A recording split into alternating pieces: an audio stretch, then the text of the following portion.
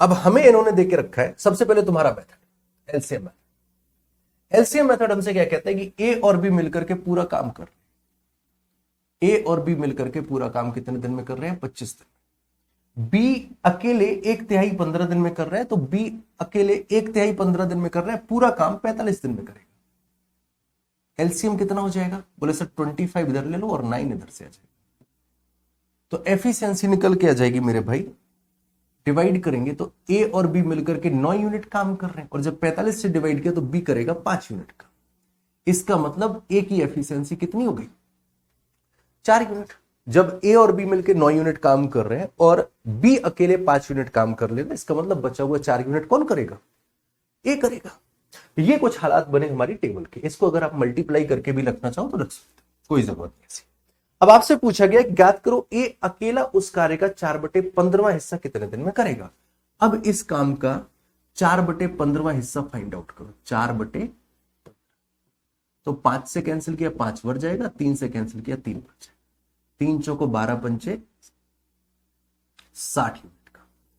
ये 60 यूनिट काम आपसे पूछा गया है कि ए कितने दिन में करेगा। ये 60 यूनिट काम आपसे पूछा गया है कि ए कितने दिन में करेगा। तो आपने सीधा देखा, बोले सर जी ए की एफिशिएंसी 4 यूनिट की है, 60 यूनिट काम करवाना है, तो एक कितना टाइम लगेगा? बोले डिवाइड कर दो, आंसर आ जाएगा 15 डेज। आपके एग्जाम का क्वेश्चन आपने प्रीवियस ईयर में सॉल्व भी किया, आंसर 15 दिन, ऑप्शन ए करेक्ट है। ये निकल के आया सभी का, राइट। Method number 1। अब जरा समझो बात को, क्या किया जाए, समझ बात को। हमें दे रखा है कि बी अकेला काम का 1/3 हिस्सा 15 दिन में कर रहा है। बी अकेला काम का 1/3 हिस्सा 15 दिन में कर रहा है। 1/3 15 दिन 25 दिन, कुछ तो लॉजिक दे रखा है। अभी जो मैंने बताया था ना, परसेंटेज पे जाओ, 25 दिन में अगर 100% कर रहे हैं तो 15 दिन में 60% वाली बात आई थी, उसी बात को कंटिन्यू कर लेते हैं। तो हम कहां पर पहुंचे? अब हम पहुंचे मेरे भाई इस लोकेशन पर कि हमने देखा कि बी 15 दिन में काम का 1/3 हिस्सा कंप्लीट कर दे रहा है। 33 से 1/3 का मतलब 1/3 हिस्सा 15 दिन। ए और बी 15 दिन में कितना काम करेंगे? बोले सर 25 दिन में 100%, एक दिन में 4%, 15 दिन में 60%। मैंने कहा 60% फ्रैक्शन में लिख लो भाई, क्योंकि अपने से चर्चा उन्होंने किसकी करी है? फ्रैक्शन की करी है। परसेंटेज की करते तो परसेंटेज में खेलते।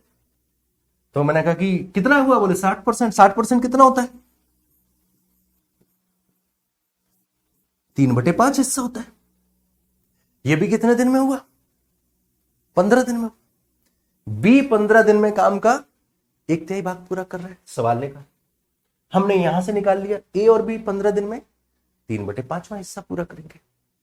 सिंपल ना।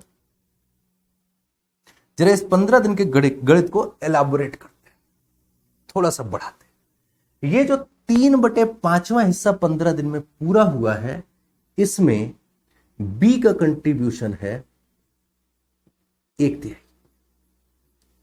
बी का कंट्रीब्यूशन कितना है? तो बचा हुआ ए का कंट्रीब्यूशन होगा ना। ये जो 3/5 भाग पूरा हुआ है ना 15 दिन में, इसमें से बी का कंट्रीब्यूशन 1/3 है। इसका मतलब बचा हुआ सब किसका है? ए का है। बचा कितना है? बोले सर घटा लेते हैं, 3/5 में से 1/3 घटाइए। 3 3 9 और 5, 9 में से 5 गया, 4 और बटे 15।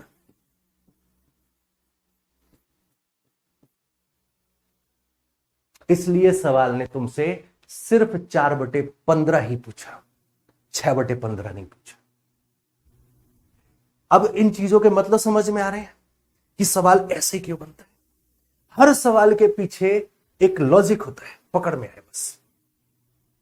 अगर वो लॉजिक पकड़ना सीख गए तो सवाल, आपने कई ऐसे टॉपर्स को देखा है ना, पढ़ के उड़ाते थे, तो पढ़ के ऐसे ही नहीं उड़ा देते थे, उन्होंने उन लॉजिक्स के लिए बहुत मेहनत करी थी, तब वो यहां तक पहुंचे। आप भी करोगे, आप भी पहुंचोगे, कोई नहीं रोक सकता आपको। बात समझ गए ना। इसलिए सवाल ने कहा था कि हमें बताओ 4/15 भाग कितने दिन में करेगा। वो 7/15 पूछ लेता ना, 8 पूछ, लेकिन वो इलॉजिकल, वहां लॉजिक नहीं निकल, यहां निकल, इसलिए 4/15 ही पूछा था। पूरी कैलकुलेशन कितने दिन पे हो रही है? बोले ये पूरे 15 दिन के डाटा पे। Method number 2। इसके अलावा बाकी के मेथड आप कर ही लोगे प्रैक्टिस।